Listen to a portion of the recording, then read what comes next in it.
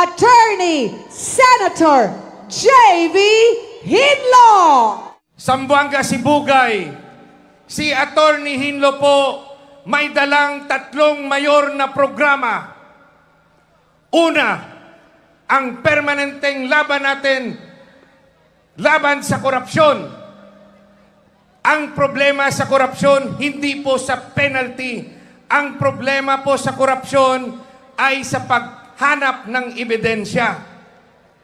Akin pong imumungkahi na i-amyendahan ang Data Privacy Act, Bank Secrecy Law, Foreign Currency Act para bigyan ng kapangyarihan ang ombudsman na imbestigahan ang bank accounts at mga tagong yaman ng lahat ng public officials kahit walang court order.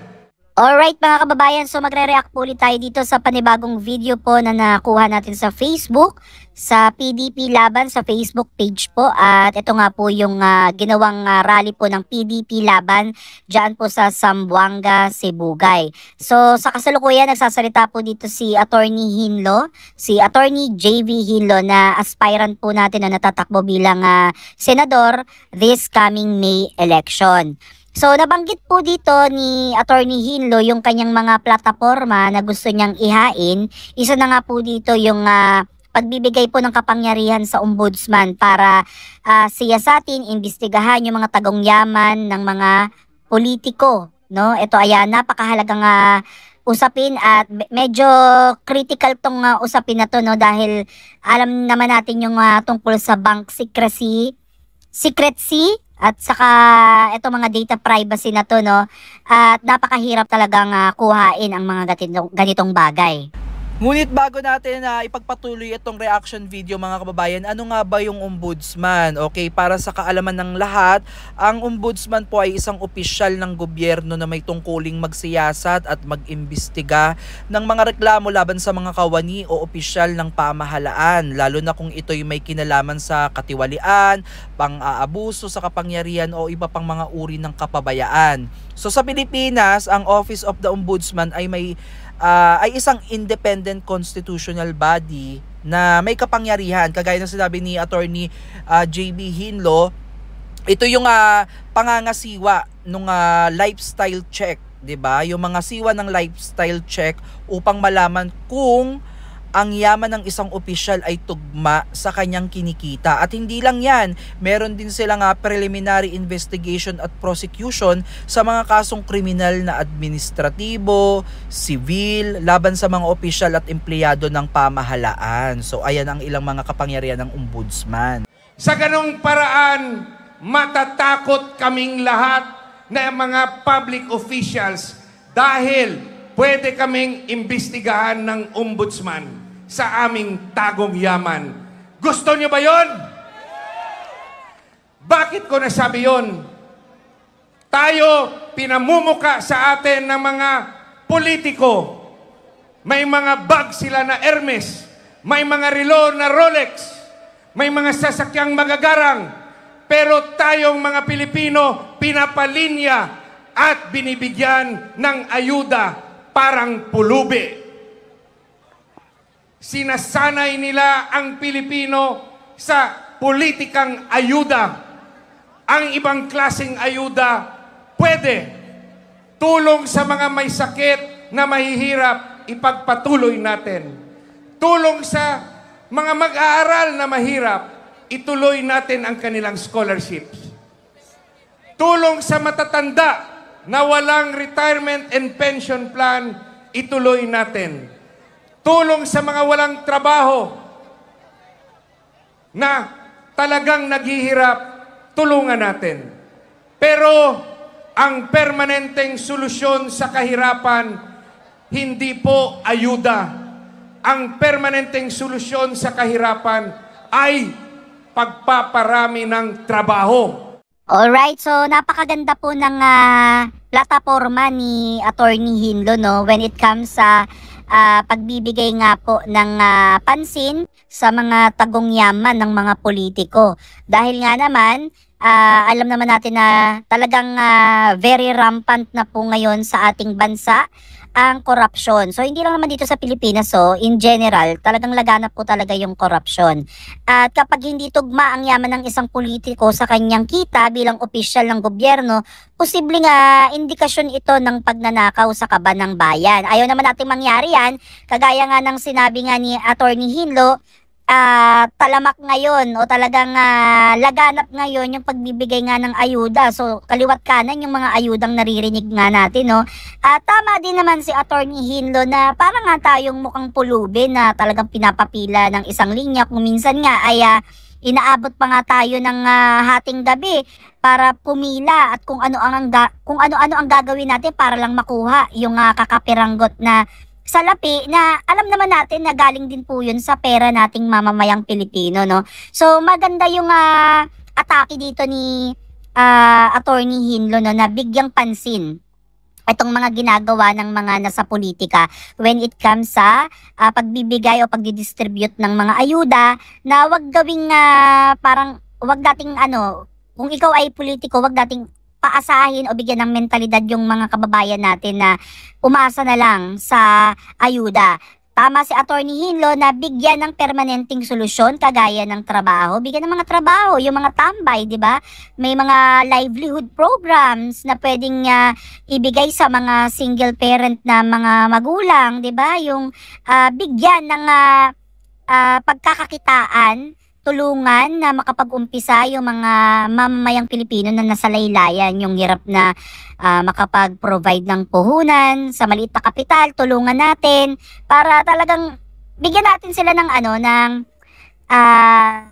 way para sila ay kumita at huwag umasa sa bigay ng ayuda. Of course, kailangan din naman ng mga kababayan natin ng tulong mula sa gobyerno, kagaya niyan yung assistance, cash assistance, food assistance, pero mas maganda nga naman yung permanenteng solusyon, which is makapag-provide tayo ng trabaho para sa ating mga kababayan.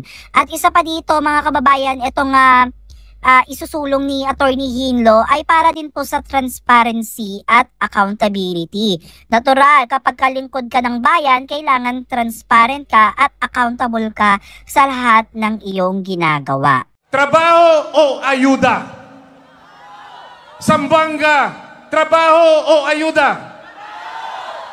Sambanga, gusto nyo bang pinapalinya kayo ng mga politiko at para mamulubi at humingi ng kanilang ayuda? Gusto nyo ba ganyan habang buhay? Labanan natin ang ganyang klaseng pamulitika. Tayo po maghanap ng mga leader, gaya ng PDP Laban Senators, na magbibigay ng programa sa inyo para masolusyonan ang kahirapan. Attorney JV, sinabi mo na po ang realidad na naghihirap ang Pilipinas. Ano ang dapat na solusyon? Industrialization. Ano po ang industrialization? Dapat po ang Pilipinas gumagawa ng sariling armas, sariling makinarya, sariling gamot, sariling vaccine. Dapat ang mga factories nandito sa Pilipinas. Dapat ang ating mga obreros, ang ating manggagawang Pilipino, merong trabaho dito sa Pilipinas. Bakit ang dami nating OFWs? Dahil walang trabaho sa Pilipinas. So ayun mga kababayan, no, isa na naman pong napakagandang plataforma ang narinig natin kay Attorney Hinlo. Ito nga po yung pagkakaroon natin ng sariling atin. Kumbaga, tayo po ay lilikha ng napakaraming trabaho para po sa ating mga kababayan, no, na hindi na kinakailangan pang maging OFW o lumabas ng bansa para lumayo po sa kanilang mga mahal sa buhay, di ba? Para yun kasi yung iniisip ng ating mga kababayan, yung kapag sila ay nakapag-abroad, mabibigyan po nila ng magandang kinabukasan at matutupad nila yung mga pangarap ng kanilang pamilya. Hindi lang naman pamilya, kundi para din sa kanilang self-growth. Kaya lang hindi po lahat ay nagtatagumpay bilang isang OFW. Marami din po sa ating mga kababayan yung napapahamak po, no? Lalo na po yung mga nagiging kadama sa ibang bansa, lalo na sa Middle East, 'di ba? Lagana po talaga yung mga kaso ng pananakit, pang-aabuso sa ating mga kababayan diyan sa Middle East. Kaya naman napakaganda nitong plataporma ni Attorney Hinlo na bigyan ng trabaho at palakasin po yung infrastruktura dito sa ating bansa, mag-innovate ng mga makinarya o teknolohiya para at least dito na mismo sa ating bansa kaya na nating kumita ng pera, at sa pamamagitan nito mga kababayan, makakatulong din tayo sa ating bansa, sa ating ekonomiya, sa pag-unlad po ng bansa natin, sa bansang Pilipinas. At syempre, ito ay pagpapalawak din po ng iba't ibang oportunidad sa ating bansa, no? At syempre, mapapasigla din po nito yung ating teknolohiya, no? Hindi lamang po sa ibang bansa na tayo po ay aasa. So maging ang Pilipinas ay kaya na din pong makipagsabayan. So ayun lamang mga kababayan, hanggang dito na lang muna yung ating vlog, reaction video about dito sa naging speech po ni Attorney Hinlo dyan sa Zamboanga, Sibugay. At maraming salamat po sa inyo sa patuloy na pagsuporta at panonood dito sa aming video. Tayo po ay patuloy na magre-react sa mga kaganapan po ng PDP Laban. Kung tayo po hindi makapunta sa kanilang mga rally, tayo po ay mag-aabang po at magbibigay po ng ating mga opinion, mga insights sa ating mga mapapanood at kung paano natin siya naunawaan, no? At ating ibabahagi yan sa inyo. So para sa akin, napakaganda ng plataforma ni Attorney Hinlo. At sana ay mabigyan siya ng pagkakataon na kilatisin pa ng mga kababayan nating mga boboto sa Mayo, no? At ilatag lang nila yung mga plataforma para tayo ay makapamili ng nararapat na maging senador, kasi lahat naman tayo mga kababayan ay uhaw talaga sa pagbabago, no?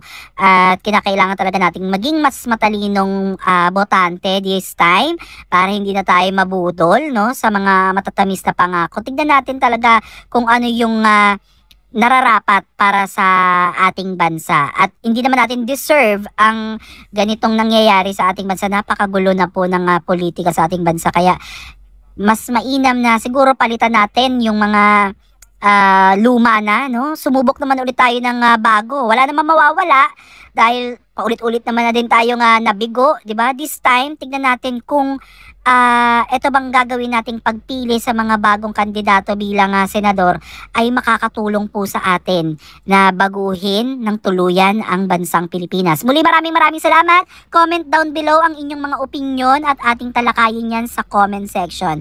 God bless everyone. Bye-bye.